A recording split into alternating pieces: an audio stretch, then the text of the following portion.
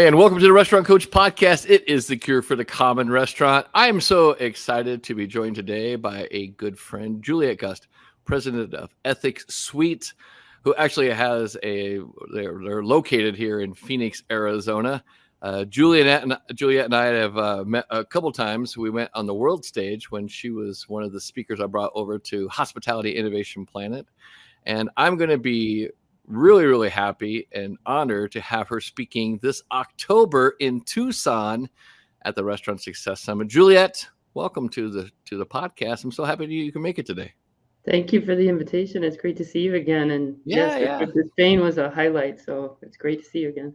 I know it's been a while. I mean, we were in Madrid just as COVID was hitting pretty heavy, and I think we all just escaped before they locked down everything. The week before, yes. Yeah, we were all trying to scramble to get flights because everyone was texting us, "So you gotta get out, you gotta get out." And we're like, "All right, we're getting out of here." So, yeah, it's crazy. Now you have an amazing background, and it's really unique what you do. So why don't you give us a little history about your background in the restaurant business, how you kind of got started into it, and where this kind of journey has taken you to what you do now with Ethics Suite? Sure. So, I have been in the restaurant business since I was a kid. I mean, I grew up around it. My grandfather was from Spain, but he went to Cuba, and he had 9 restaurants in Cuba. Wow. And of course, with the Castro takeover, they lost all of that and came to the United States. But there was always a real love of good food and hospitality and warmth around the table. And I think that translated, as much as the language did, into my culture. And then, of course, as the child of immigrants, you work early. I started working when I was 12 in a restaurant and never stopped since. So I was in the industry. And then I decided, hey, maybe I can go to college for this because I love it. So I was able to go to Cornell Hotel School, although I couldn't afford it. So I only stayed freshman and sophomore year, and then I had to leave and work for a few years. And then I went to Johnson & Wales a few years later.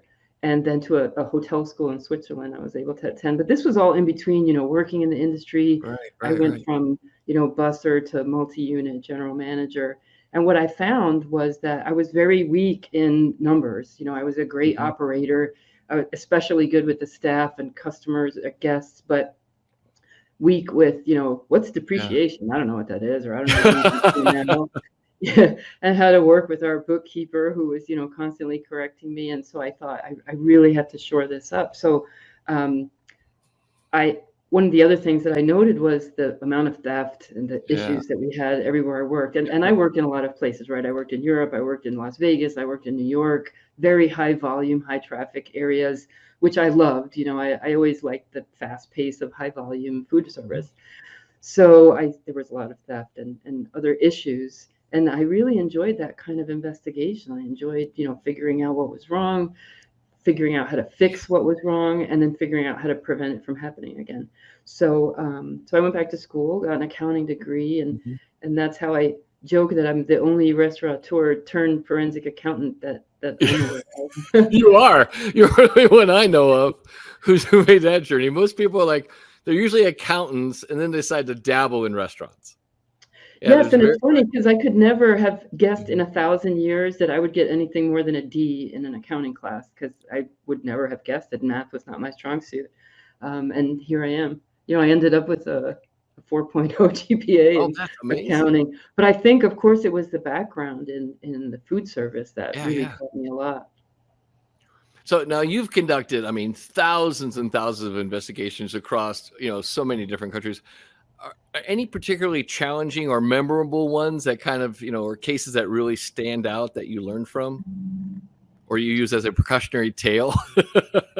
There are a lot, because one of the biggest themes I see is that things could have been prevented, and they get to a point where either the loss is enormous or the reputational damage is great, and it could have been prevented because nobody acted quickly enough to fix the issue and at least to try and mitigate the damage before it happened. And one example I can give you right from here, from the Arizona area, is a very popular restaurant that was in business for years, and they had a couple of employees that were gay, and their manager and other employees were kind of calling them names. Yeah. And they complained to the managers, who did nothing but join in calling them names. Ooh. So then they contacted the EEOC. Mm-hmm. So once the EEOC got involved, Boom. there was press, Yeah. right? There was a civil money penalty, and the press actually was what ended up hurting them the most, because once it got in the news that this beloved restaurant had been treating their employees in this way, they had to shut down, Mm, because the public wow. reaction was Yep. such that people were angry and people didn't want to go there. So those are some of the things that could have been prevented really easily. I mean, you know how it goes, right? Oh You yeah. could you probably could have had a conversation and Easy had got a it done. conversation. Yeah. And then someone just being responsible, being the adult, and just step up and saying, "Hey, we don't treat people like that. We just don't do that, people. We don't use names." And no, that's why I'm a huge believer, and you know this. I'm a huge believer in culture. I'm a huge believer in core values and in living by your core values. Integrity, respect, trust are core values that every restaurant should just embrace, especially respect. Because if you don't have That's one of the respect, things I love trust, about what you teach, is that's absolutely true. And I don't know if people understand how much money that saves them as well. oh, huge. No, it's a game changer. And like you said, you can either do the work up front and be preventative, or they have the problems they have. And like you said, financial loss is one thing, but man, damage to your reputation, that's just crippling. I mean, it just kills your self-confidence, kills that. The money loss is one thing. Boy, you damage your reputation, and you're It's hard really, to come back on. Look at Mario Batali, oh yeah, and he some of the still has other it. chefs. Yeah, most of those guys who are part of that stuff, they've never come back. Mhm. They're ghosts. You don't even hear from them anymore. Yeah. Yes. Yep. So Ethics Suite, your company here in Arizona. What's the driving force that you did, when you're like sitting there like thinking about starting your own company? What was the driving force? You've been in the restaurant business, did some accounting, you understand the numbers part. What was the big thing? And I know you mentioned some of it was you saw that there was a lot of things going wrong in the industry. What was the driving force behind starting the company? It was really, I saw how much, I hate the term add value, but it really was value Oh yeah, added yeah. to have someone like me and the team that I had, Mm-hmm. addressing issues as they happened. And the Yep. reason that we were able to do that for the companies that we worked for were because we had whistleblower hotlines, and we Mm-hmm. had trusted people that employees would reach out to tell them whatever it was that was bothering them, whatever their concerns were about unethical or illegal behavior. And so it So was true. almost in real time. Hey, I get a call, or I get a note over a web reporting forum that's telling me I have this issue in any country, right? All over the world, because we were in over 100 countries. So, with the internet, it's instant. So someone in the Mm-hmm. Middle East could send me a message that, hey, I have a team of managers here that don't understand that they're giving out their micros card, and the bartenders are using it to steal hundreds of thousands of dollars because they think that they're trusted, but really they're just voiding all of the sales and Exactly. pocketing the money, for Oh example. yeah. So I thought, why not do that for everyone, right? We can do this for anyone that's interested in having a team like that kind of at their disposal, to say, hey, we can tell you what's wrong, and you can fix what's wrong quicker Mm-hmm. than it'll cause the damage that we talked about earlier, both financial and reputational. Definitely. Now So that you was the worked driving with force. that's a huge passion and a huge mission. And I tell you, it's really needed. And sadly, I think a lot of restaurants are afraid to reach out to people like you because they're afraid, and I always tell people ask me about your company and stuff like that. And I say, the number one thing I'll tell you about Juliette is that she doesn't judge. She's not judgmental. She's a fact finder. She'll find facts, and she'll give you honest information and input to help your situation. Yeah. And you've worked with That's like big, exactly huge right. brands. You worked with big, huge brands like Starwood and stuff like that. And you've managed like, global fraud and investigation teams. Has that really helped you shape a lot of your outlook and view about ethics and compliance like on a massive scale? To some extent, it has, and I Mhm. wish I could say it's in a positive way, but it's been Oh more no! cynical, right? Oh no! Yeah, it really has caused a little bit of but in a way, it's good, because a lot of people react to crisis, and most of the time it is a crisis, right? If it's Yes, embezzlement yes. or it's an allegation of a bribe, or some sort of corruption, that's a crisis for the business owner or for whoever it is that's running that organization. And so the good thing about being a little bit jaded is that you don't freak out, right? It's like, hey, this happens. And I find that we're almost like therapists a lot of the time. Oh, yeah. Calm people down and say, believe me, these things happen. Worse has happened to organizations bigger than you with more resources. It's nothing to be ashamed of or embarrassed about. And you'll be the better for it. You'll come out the other side the better for it, and so will your organization. So that, I think that jaded part helps you keep calm and understand that things will be fixed. And I don't think you can't work in the restaurant industry as long as we have and not be a little bit jaded. That's right. Just a little bit. I mean, a little bit. Yeah. I'll tell you, but sometimes just when you think you've seen it all, along comes something that you say, I can't. I get that all the time. I tell you, it's like, it's shocking. I've been in business a long time too, like 44 years. And I always think, man, no one can throw a curveball at me.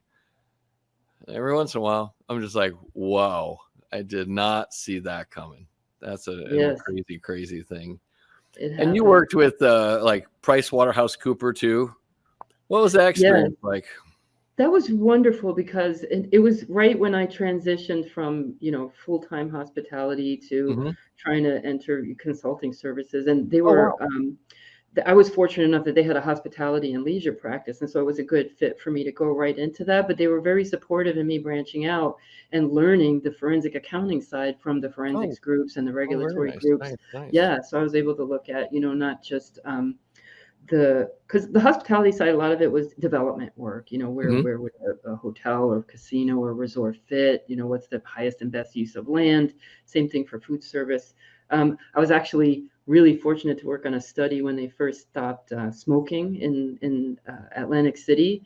And it was a giant study trying to figure out, how much money would be lost if there was no smoking. And that translated across to the restaurants as well. So it was a very impactful study that changed some of the ways that they set up those laws too. Oh, that's crazy. But in any case, working there helped me move from, wow, I've never had a New Year's Eve off in the last, 15 years to a totally new world. But the interesting thing was that because of the nature of the consulting world, you're out to dinner and you're learning, going to wine tastings. And so I got, to me, an even better view of the hospitality industry from the other side as a guest. And I enjoyed that quite a bit. Very cool. A lot of beautiful locations, hotels and restaurants. Yeah. And one thing I didn't know about until I met, until we went to Spain, but you are fluent in Spanish because of your family. My parents insisted that I learn it. I taught them so much when I was young, but as I got older, I was very happy that they made me do that when I was a kid. And we only speak Spanish in the house, and I had to read a Spanish language, newspapers and magazines, which I dreaded.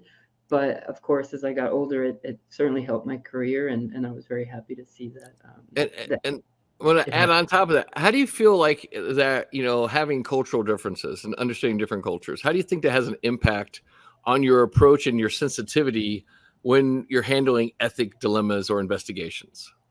It has a huge impact because not everybody can react to bad news or to having to share confidential information, or maybe even having to talk about somebody that trusts them and sharing, divulging information that they wouldn't want them to share. So it's really important to get people to like you, right? To establish a rapport, to tell you things they wouldn't tell anybody else, and to feel safe while they're doing that. And I think it's two things, right? I think also it depends if there's a woman or a man involved, right? Because a woman might feel more comfortable in certain situations than a man would. And there are men who are fantastic investigators and interviewers. There are others who are a little bit harsh. And so it depends on their style. But I've seen women as well that are just as harsh as some. So that whole, light over the face kind of attitude is not helpful. And some cultures are...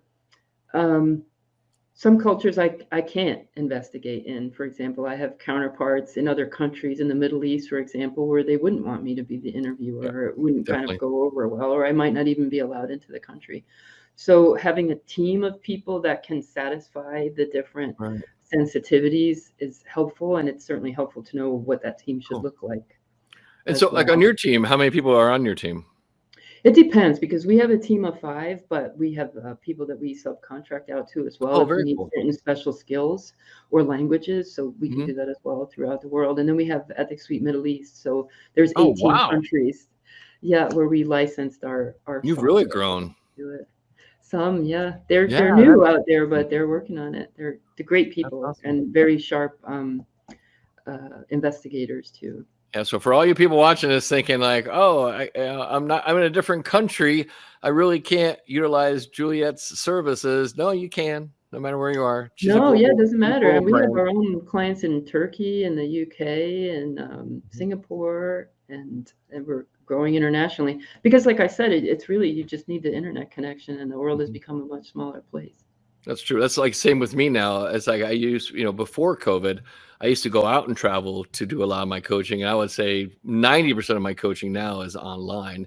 And also my mark has grown to like 23 countries because now I can get on the internet, get on That's great. Zoom and easily talk to people. Now, sometimes it's weird for like, you're up sometimes weird hours or late hours, but hey, you make it work for the clients and the members and make it everything all go pretty good. So You get used to it. Yeah, I remember both working for Starwood in 100 countries. We had phone calls at 1 a.m., 3 a.m., 6 oh a.m. yeah. It didn't matter. And even now, just the East Coast, I've had the interviews at 2 a.m. and it's Mhm. fine. Yeah, you remember Ramon from Hospitality Innovation Planet, Mhm. right? We went to his restaurant. Yeah, Ramon's actually coming over to Yeah, I speak. saw his name. I'm Yeah, excited. he's really excited. Yeah, when he and I did a podcast episode, he was like 1 o'clock in the morning his time. I said, dude, I'm so sorry, man. He goes, oh no, it's part of the business. I understand. I was like, yeah, it That's is. great. So it's really, really That's cool. great. So, given your kind of multi-unit restaurant management background, how do you believe your hands-on experience in the restaurant business has really influence your approach to ethics and compliance because you've seen what happens really firsthand. I think it's helped me understand where people are coming Mm, from more. There are some in the space that can see something's wrong, but they don't empathize quite as much. So okay. I feel like spending all those years in the industry helped me to empathize and understand why people might do what they do. Well, why are they drinking during a shift, or why are they doing drugs during a shift, or why are they speaking to each other in that manner, or why is it so tempting for somebody in management, for example, to Mm, take that kickback from the vendor if they say, hey, if you buy 10 cases of my champagne, I'll give you a Jeroboam. And because I was there, I totally understand, and at the time thought, oh, there's nothing wrong with yeah, that. but you get it. So I think yeah, that's yeah, been one of the definitely. bigger things. What if you had to, like, you've seen so much stuff, it might be putting you on the spot here. If you had to say what's like the top 3 ethical breaches? Theft, of course, right? um Yes, but it depends on the scale, because of course there's theft of what maybe I'm pretending that I have a case of garbage, but really it's a case of steaks, and I take it out the back door and I throw it Yep. over the fence or whatever, and I take it. But there are other really egregious. I mean, there are people who have embezzled millions of dollars from their employers Yep. and been very clever about it and used different ways. Um, and then some of the worst ones are um, usually from the people with power. So it's a Mm, bookkeeper, or upper management, or even an attorney that you trust yeah. and who has been taking your money as you go through. I think when you're a smaller organization with less resources, you trust that people are doing the jobs that Mm, you're paying them to do, but somebody has to true. keep an eye on them as well. And if that's Exactly. not your skill set, how do you know if your bookkeeper is doing a good job? Yeah. There was a restaurant in Chicago not too long ago. They found their bookkeeper took $600,000, and I just helped a restaurateur in New York City whose Mm. accountant had ghost employees on the payroll. They had just a whole host of different ways that they devised to embezzle money from them. So Wasn't there a big it's pretty company cool. here? There's a big company here in Phoenix. They're a big restaurant, Maple and Ash. Aren't they in trouble? They're in trouble too, aren't they? I didn't hear that. I'll have to look it up. Oh yeah, Maple and Ash is in trouble for PPP money. They misappropriated money. That's been a whole other world. PPP. Yeah. PPP money, yeah. Like you think everyone thought it was free money. It's not. They did, and it was a little bit unfair to some of the lenders because the Yeah. rules were just there were none, right? It There were was no rules at all. No, it and you was didn't have to check anything. You didn't have to verify no. if what they told you was true, and so people got away with a lot. But I Mhm. think, they're still investigating TARP money fraud, so I think this is gonna go on for a very long time where we'll Oh be no. finding the PPP fraud. Yeah. Yep. So some of the common things we deal with in restaurants, of course, theft, physical theft, money theft, also time theft too. I mean, I always say time is, when people come in, clock in, and then they go hang out in the bathroom for a half hour. I say, I always say that's kind of like time theft because I don't know what you're doing in there. And I don't care. I don't really want to know what you're doing, but you shouldn't be on the clock if you're in the bathroom doing things that you shouldn't be doing on the clock. And then, of course, harassment is a huge thing. Time theft is interesting, and it depends because if they're colluding with someone, then it could be Yeah. even greater, right? Somebody's clocking you Oh, in, yeah. you out. And I've seen that Um, too. I've seen like my buddy, I know my buddy's going to be late, so I don't want him to get in trouble, so I'll clock in for him. Yep. Yeah. And I mean, it depends how vigilant the management staff is, Mhm. but in a large floor, how do you know, who came in at what time? But it could add up depending on who's there. With work from home, time theft has become an even bigger issue, Oh, it's but huge. I don't see that too much in the restaurant industry for It's hard to obvious work. reasons. It's hard to work from Yeah. home if you're a server or a cook. Yeah. Hey, I want to work from home today. Well, you're on saute, so you really sorry. Yeah. Sorry. Exactly. So that hasn't been such an Yeah. issue. Theft is a really big issue. There are a lot of studies that have been out. I think the one I hear the most is that 4% of inventory goes away and Mhm. 5% of revenues are lost to fraud. So, there was a really good study over, I think it was 7 years, 88,000 different servers, a really big study. And they found that one of the biggest influencers of theft were the employees themselves. Yeah. And so I have a paper that I wrote on it, but if you hire someone, they're the most vulnerable in the first month. And so they teach each other to steal. And they also teach each wow. other which managers are vigilant and which software systems are vigilant. So they know when the alerts are on the software, so the automated software that kind of catches the red flags. So they teach each other and they can steal more or steal less depending on that. And so I try to teach people that to really keep a close eye in the first month on their employees, because after Well, that that's month, the huge. influence starts to diminish. Yeah. Yeah, and it's kind of like The a first 3 days. magnifying effect where if Yeah. one person steals, then two, then three, then four, then five, and but before you know it, you have a real ring going on in the restaurant. They all cover for each other. They do. So No, that's that the truth. onboarding, It is. yeah, It that is kind of onboarding is a key. collusion effect, and it's kind of like a team kind of thing. Like, do it. You cover me, I'll cover you, and everyone kind of gets their hands in the cookie jar. And next thing you know, yeah, I have a couple clients right now, a couple members of my coaching program that are dealing with some of that. That they've had some people that really, I mean, just egregious. Yeah, and that's one of the things that people love about the being able to blow the whistle is, I don't Mhm. want to feel like a snitch, but I also want to do the right thing. And I Yeah. like my boss, or I like my business, and I don't want to lose my job, or I don't want it to go out of business. And so I, Right. I want to tell someone that this is happening, but I don't know who to tell, especially if the supervisor is involved or a manager, which happens quite Yeah. often. If the manager or general manager is kind of in on it or doesn't believe them, then, it becomes a little bit more difficult. So, I mean, you touched on the first 30 days and things like that. What advice would you give like a budding, a restaurateur or a hospitality professional about really establishing strong ethic foundations? What advice would you give? Most people, especially in this industry, Mhm. they say, I hate HR, right? I hate HR. Say I hate everyone hates it. Yeah, policies. they always hate it. Yeah. Yes. But if the foundation, I used to feel this way about opening a restaurant, maybe you heard the same Mhm. or feel the same, is that if you open it right, it'll continue to operate that Mhm. way. But if you kind of get that initial part wrong, then you won't. So that's how I feel about onboarding. If you get that part right, hopefully you'll have a much more loyal and understanding employee than you would otherwise. And the first thing is to, of course, the policies. It sounds so boring, but look, this is what you can do and this is what you Yeah. can't do. Yep. And then you can't tolerate it if it's wrong. It has to be enforced. So it's not like, Mhm. well, Alex is a really good server, and so we let him get away with murder. But Exactly. Jane we don't like much, and so forget about her. She'll get fired. It can't be like that. And the other thing that's very helpful for is if there is litigation, if people say there was a wrongful termination, well, look, here's the policy that you signed, and you know that you couldn't do that, and you did it. So having that documented is really key to help you preserve it. The other thing is, if you do get a complaint or an issue, to document everything that happened, right? I talked to them on this date. This is what I told them, or I wrote them up. I think everybody's familiar with, that kind of progressive. Yeah.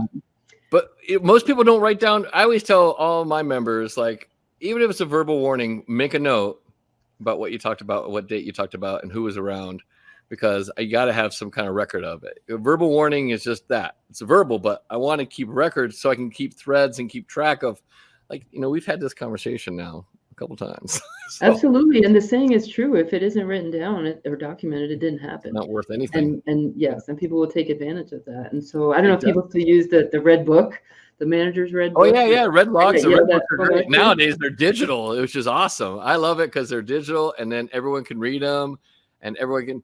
And the number one thing I find is that most people will have the digital logbook, and they don't look at it. They don't review them.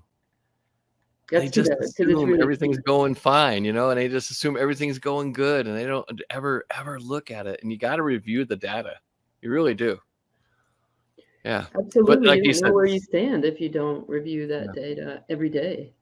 So setting up a strong foundation when they first get hired, setting up I always say a strong job description with clear defined expectations and roles, a clear defined list of standards, rules, regulations. I call it a code of conduct and a standards of non-negotiables.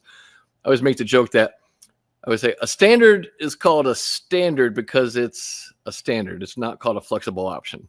That's right. It's like, just make sure that they understand there's a line in the sand.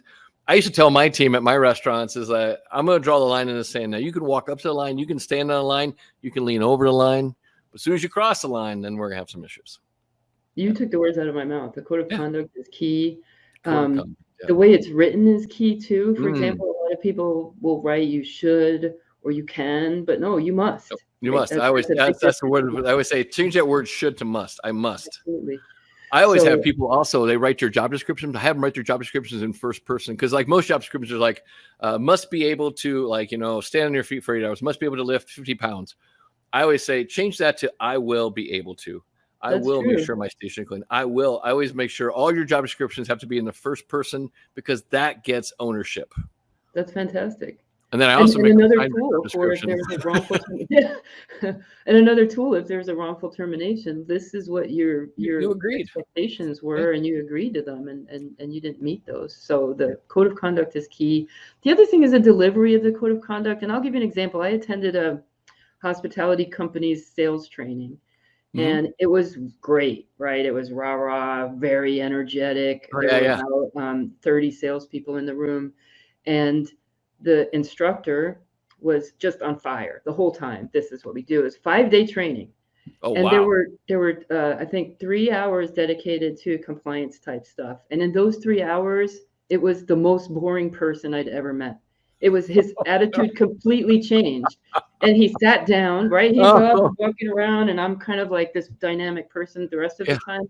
When it came to compliance, it was, all right, guys, we got to do this stuff. And he sat down and just read from the book and made it the most boring training in the world. And yet these are the things that cost them millions of dollars when they go wrong, right? These are the things that you say got your reputational damage and your financial damage. And so delivering the code of conduct during the onboarding, who does it, right? Is it another server that could care less, right? Look, you got to sign this. Or is it the owner? How important is it to you? I've seen code of conduct trainings where the owner themselves shows up, says, this is important to me, and I want it to be important to you. And that message gets across. I'm sure you've heard 1,000 times. I always say the standard you walk past is the standard that you accept. And that's a good one. I'm gonna write that one down. I always tell my audience, hashtag WTSD, write this shit down. That was a good one. I like it. The standard you walk past. Say it again, just one more time. The standard you walk past is the standard you accept. There you go. That's perfect. True. If you're walking through the kitchen and you hear your cook say, kind of off-color joke to somebody that they shouldn't, or at all, and you keep walking, that's fine with you then, right? By default. I had to give credit to one of my coaching members today. He fired a guy who made an off-color comment to somebody, and I said, you've really changed, because the old person I knew when you first started coaching with me, you would have just like turned ahead, and he was kind of a shy guy. You wouldn't have said anything. But I'm really, really proud of you for standing up for your company, standing up for your ethics and for your core values, and saying we just don't tolerate that, and you're done. And the guy, it was really hard for him. He was that kind of guy. Sometimes it's hard for people to terminate people, but he's changed so much, and he believes in his core values and his mission and his vision so strongly now that it's become part of his ethos. And then now he just like, I won't tolerate anything less, and that's a great thing. It is, and I think people get the message soon enough, and then hopefully it becomes a lot easier to manage, because people just know you just don't do that here, and they won't. We don't do that. Yeah, we don't tolerate that. And I have a thing. I always like tell people, like, make the timeout sign when you see something. Whoa, timeout. We don't do that. What do you mean? We don't do that. Like gossip. As soon as I hear we don't do that. What? We don't do gossip. That's great advice. Yeah. Gossip is awful. Yeah, it's like you've heard of Dave Ramsey, right? Yes. Yeah, Dave Ramsey and his organization, he's huge on no gossip. In fact, this is his policy. The first time you gossip, it's a warning. Second time you gossip, you're gone. Because they do not tolerate gossip in his organization at all. So the first time you gossip, it's a stern warning. Next time, you're out. Yeah, he's really, really big on that, because he thinks that's the first start of a toxic culture where people just like feel like it's okay to talk about other people in a derogatory comment or a derogatory way without knowing the facts. That's all gossip is. Gossip is just hearsay, really. You know that. Yep. And if you can't prove it in court, what good is it, right? And it's just disruptive, and like you said, toxic. It's not necessary. Yeah. Now and I was doing a little research about you before we got on the podcast, and I realized you won like the Wall Street Journal Award for Excellence in Accounting, in the International Food and Beverage Forum's Food and Wine Founder, the Michael Batterberry Award. How have those accolades really? How have they helped you? And I think it's a testament to your dedication to this career and this in the industry. But how has it really kind of really reaffirmed your dedication to do this work? That was a great year. Yeah. So the 2003 was the Michael Batterberry Award, and then 2004 was the accounting one, and it was great, because I thought, of course, everyone in the industry thought you're crazy. Why are you doing accounting? You work in hospitality, and you're not very good at math. So, so it was really great to be able to kind of marry the two together and find a way to make them work and have them better each other, right? So, I would say at the time it was helpful in terms of, of course, you love having something like that on your resume, but like you said, I think it displayed more that I love this industry. I've been in it for a very long time. I love the people in it. Actually, that's one of the things I miss the most about not being in operations, is the camaraderie and the, family atmosphere. No matter how big the organization is, you still feel that way. Even with Starwood, I remember going to hotels in countries I'd never been to, and it was like I was just a part of the family, welcome. Right. Yeah. That's so awesome. That's so awesome. So in your experience, what do you see as like maybe the future of ethics and compliance? Do you think it's going to get, with everyone having a cell phone nowadays and everyone recording everything, do you think we're going to see stuff blow up bigger? Yes, because I always say at the speed of the internet, right? So it used to be maybe something happened and a couple of people might know about it. Now everybody could know about it in 5 seconds, right? You can post it online. And that's good and bad, right? Sometimes you can fix an issue. I'll give you a good example. There was a harassment allegation at a restaurant, and the server posted it on Facebook. And before the owner could even knew what was happening, it had already been shared more than 600 times. Oh, yeah, see. So this is all in one day, right? In a few hours, it's been shared more than 600 times. Their reputation has already been damaged. It's very hard to be proactive when you're kind of already behind when you. Yeah, you're already on the defense. Even before you gather information, you're already like, what's going on here? It's like you got like hit with a baseball bat and you're just trying to recover from the hit.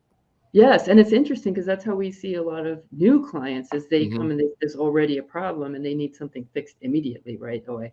Or I've seen lately a lot of the EEOC settlements requiring a hotline, requiring policies, requiring codes of conduct, and so Hmm. on. So if they do that from the beginning, that would be really helpful. And I don't see that getting any better. I see it getting a lot more strict. And if you've noticed in other countries, in the EU, for example, there's a Right. whistleblower directive. So Oh yeah, now yeah. every company with more than 50 employees. Actually, back when we were in Madrid at that event, it was just released but not implemented. Well, so Mhm. now this year is when it's all being implemented in the smaller organizations. And so people are trying to catch up because all of the different countries have, besides the EU directive, they have their Mm. own laws that they've been putting into place. And we've seen that in Australia and we've seen that in other countries. And it's just a matter of time before we see that in the United States, I think, because we already have a stricter money laundering whistleblower law that's just come out as part of a new giant anti-money laundering effort. We have the individual states that have strengthened their whistleblower protection laws, Mhm. and we have some states that have made harassment part of the government, the reporting. And so they require that you put, for example, in your restaurant, if you're in New Yeah. York State, it's a good one, you have to put the number for them. So I Oh, always tell them, why don't you want them to tell you first? Put your exactly. own I number. definitely want to keep it in house if I could first. Let me deal with it first before they. Yeah. Yeah, and you also get you get more points, I guess you could say, but you would have a better relationship with the government entity if you address the problem already. Of And course. most people do try to report internally before they go externally. So Yes. if you give them the opportunity to tell you first what's wrong, Mhm. and then if for any reason they don't like what you did and they still report to an outside agency, you still get credit for trying to fix the problem. Yeah. Right, rather than ignoring it completely and having them go to the government, and then now you're in a much bigger pot of trouble. I think that all goes back to how do you establish your culture? If you have a culture of communication, trust, respect, and just having compassion, I think people are more on your team are more likely to come to you and tell you about a problem. Where if you have a toxic, just a kind of dog eat dog culture, us against them, and the owners and the leaders or the managers, basically, I don't even call those people leaders, they're just managers, talking down to everybody, degrading people, they're going to go to a whistleblower. That's exactly right. And they'll talk about it on, like I said, on Facebook and on On Twitter. They'll make Facebook. those Yeah. allegations public. And yeah, you're 100% right. Mm. The Those days are done, right? The ego days are done because you can't do it in a vacuum anymore. And as soon as Nope. you have eyes on that behavior, people will scoff at it first because you'll Mhm. say, well, that's stupid. But also other people will encourage them to leave. And now, there's much more competition for talent. Right. So I mean, I can tell you, I talk to owners who tell me, I don't care what they think. If they don't like it, they can leave. They're always short staffed because Yeah. that's the attitude that they have. If they don't want to be in my restaurant, if they don't like the way things are, then they could just get out of here. Let's I get have out. other owners who say, no, no, no. If I tell somebody that they're free to share their concerns with me, then I'm going to open a Pandora's box, and all I'm going to do is have people bitching night and day, and I don't want to have No, that. I don't think so. That's not the Yeah, case. that's not true. It's not the case. It's never the case. It's actually, I think, if you have an authentic culture that is born of, like, again, trust, respect, communication, people are more than willing to talk to you. I have clients that, like, when they first start coaching with me, they're pretty tight-lipped about what's really going on. And I know there's something under the surface. I can just sense, you've worked with enough restaurants, there's something else going on here, Yeah. especially when the P&L doesn't look right here. There's something else going on here. What's going on? And then eventually, like within, after they start getting some trust with me and they understand that I'm not going to be judgy, I'm just here. I always tell people, I'm not here to judge you. I'm here to coach you. And I can't coach you unless I know the truth.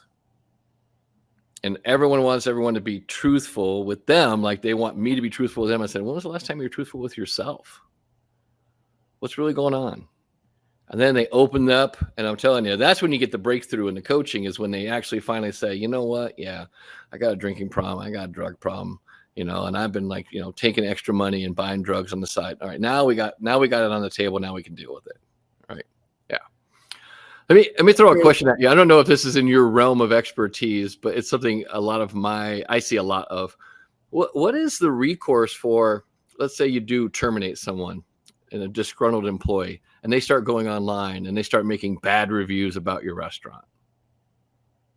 They could, that may happen, but it brings up the importance of making sure everything was documented, because Yeah. if you're called upon to refute it, you have everything that you need. Yeah. You can have, for example, a timestamp for when they complain to you. You can have the time and date that you responded to their complaint. You can have the actions that they took about their complaint. And then because you have all of this information, all this provable information, right? Yeah. Defensible evidence, I think the tables start to turn and they look bad. And I've seen that many, many times, not just in the restaurant industry, but in many others. A lot of times people will say, it's like sour grapes, right? This is a terrible company because but you got fired because you did this. And so I wouldn't worry too much about that. I think that the truth eventually comes out. Well, there's job sites like Glassdoor that actually will report. People could go in and give scores on the company and how it is to work with that company. And it's kind of shocking. Some of them you see, it's like, whoa. It's like, I thought that company would actually have a pretty high rating, but the way they get feedback from the employees, like, they treated me like this, they treated me like that. It's like horrible. So I use that for my investigations too, but do you really? I do. But I consider it a data point, right? And there's one. Like everything else, it's one thing. And so if I can corroborate it with others, then that's another issue. But if it's just one thing, you can pretty much figure it out eventually that it's, just a disgruntled former employee. I always find those things are usually like, it's like you ever had like a piece of thread on a clothes and you pull it and then you pull it and you pull it and you pull it and you pull it. Oh no, this is going down a rabbit hole. I don't want to go down, but here we go. Right. That's funny because we have much in common, but for different reasons. When I teach interviewing for fraud investigations, that is one of the slides I have is pull the thread. Oh, do you really? That's awesome. That's awesome. Pull the thread. So I do it on purpose. And I say, just keep pulling at that thread. If something smells, then there's probably something there. It's just like you were saying before about talking to your the people that you coach and what's really going on here, and you have to keep digging to get to the truth. But that's funny, Yeah. So I like to pull the thread. You're probably really good at it too. So would you say it's like, do you listen to the words they say, body language? What's the kind of the common thing that, something's not right here?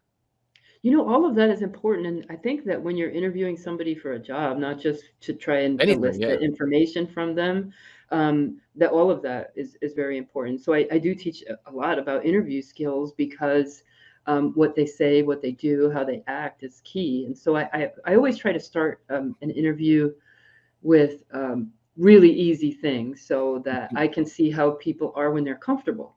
Yeah. So how do you look at me? How's your body? What are the things that you say? What's your expression like when you're telling me things that you like, things that are easy for you?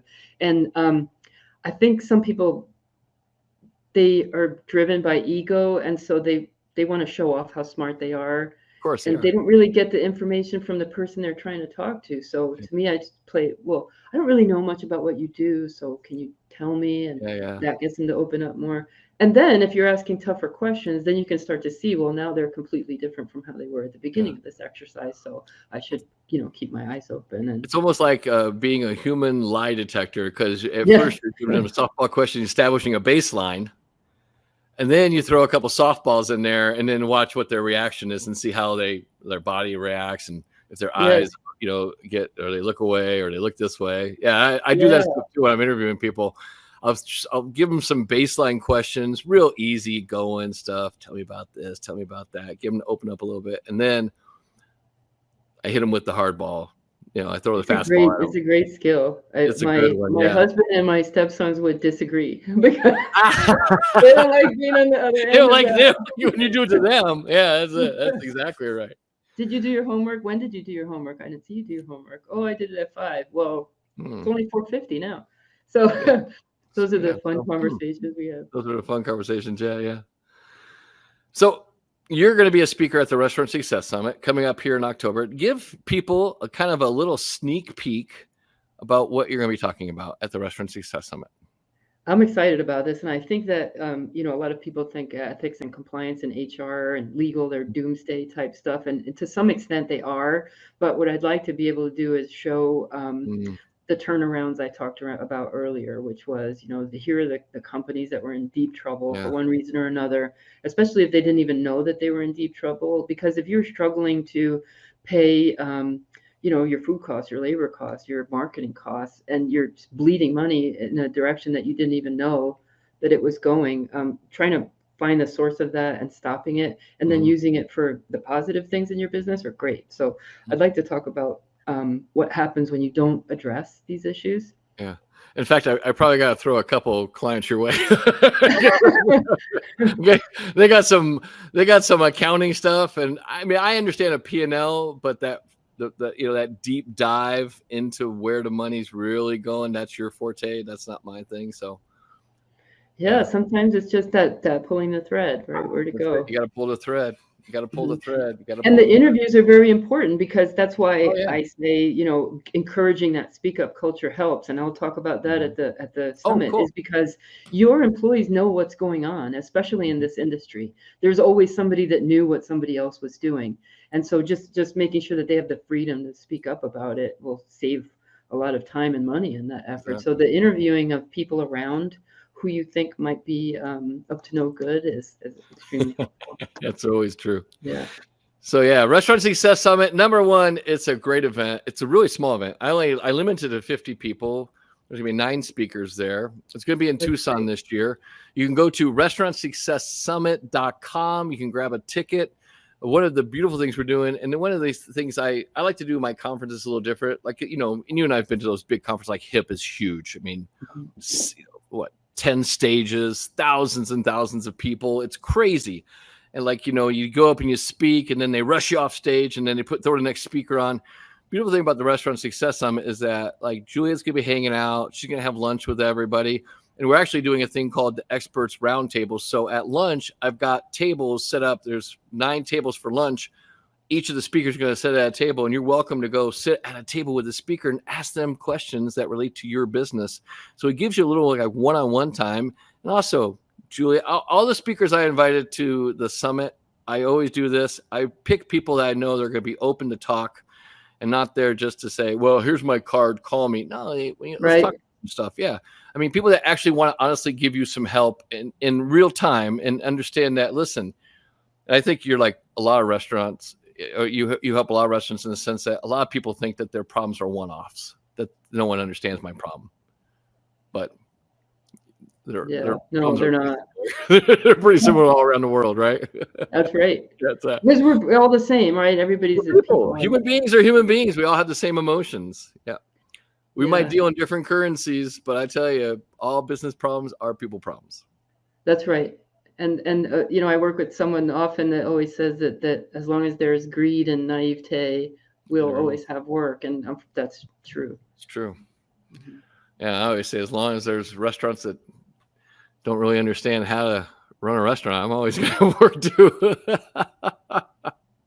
Well, running a restaurant is one of the most difficult businesses that there are, right? I remember seeing a study once. It had kind of like a difficulty versus the experience needed, and it was up there with like aviation, because there's so many things, so many variables, all of these things happening under one roof. It's extremely difficult to manage. It's difficult, but the entry level is so low. Yeah, but think about this. The entry level is so low. You don't need to go to school to open a restaurant. You just need a checkbook. That's right. Whereas, to get an accountant, you had to go to school. You had to, you have to study. You have to take exams, right? Yeah. Lawyers. Absolutely, you got to go against bar. Doctors. You got to take exams. You got to pass bar. You got to, you got to get licensed. Then there's so many licenses, right? Not your health license, your liquor license, your alcohol serving license, your no license to be an owner. Safety license. No license to be an owner. I should put litigation out there that we should have some kind of certification, that you should have some kind of qualification to be an owner, not just have a checkbook and think it's a good idea because your grandma made a great meatball recipe and I can build a restaurant around this. That's right. And it's funny, when I was interviewed, when I was still in operations and looking for new work, and people would always ask me, what do you wish that you could do? And I would always say, I wish I knew HVAC, because that's where all the money goes. That's where the money is at. In the restaurant business, that's where the money is at. Yeah. HVAC, electricians, and plumbers. They have the gold mine in a restaurant, but especially HVAC. Yeah. That's right. Somebody was there today. A lot of variables. Yeah, somebody today was like, "Hey, it's not gonna be that bad to open the restaurant." I'm like, "What do you mean it's not that bad?" Well, I was pricing out a hood, and the hood's only like 5,000. That's the hood. Now the ductwork is all customized. That's where the money's gonna come at. And it's like, that's why you want to be in HVAC. Or that's why you want to have kids. And if you're gonna decide you want to be in the restaurant business, send one of your kids. You should have three kids. One should go That's to right. HVAC, one should be an electrician, one should be a plumber, and you'd be set. There you go. And now I'm going to say one should be in ethics, or one should be an accountant like Juliette. Thank you. Awesome. Hey, listen, if you need to get a hold of Juliette, you can always reach her at her website, ethicssuite.com. Ethicssuite.com. Juliette is like me. She's more than happy to have a conversation with you. Just reach out to her. She's also available. She's on LinkedIn too. So, hook up with her, ask her some questions. If you have any concerns, you can always reach out to her anytime. If you really are excited about meeting her and asking her some questions in person, then please come to the Restaurant Success Summit, restaurantsuccesssummit.com. It's happening this month. Tickets are going fast. There's only actually, I think, 6 seats left. So it's going to be sold out. It always sells out every year. So I would say if you wait on the fence, get off the fence, take some action, make it happen. Tons of really great tools, tons of access to some of my online courses I have already. It's over $10,000 in value. So grab it while you can. It's an excellent time. I guarantee it. So thanks, Juliette, for being here today. I appreciate it, my friend. If I can be of any service to you, please let me know. I will. Thank you, Donald. Awesome. Thank you. All right.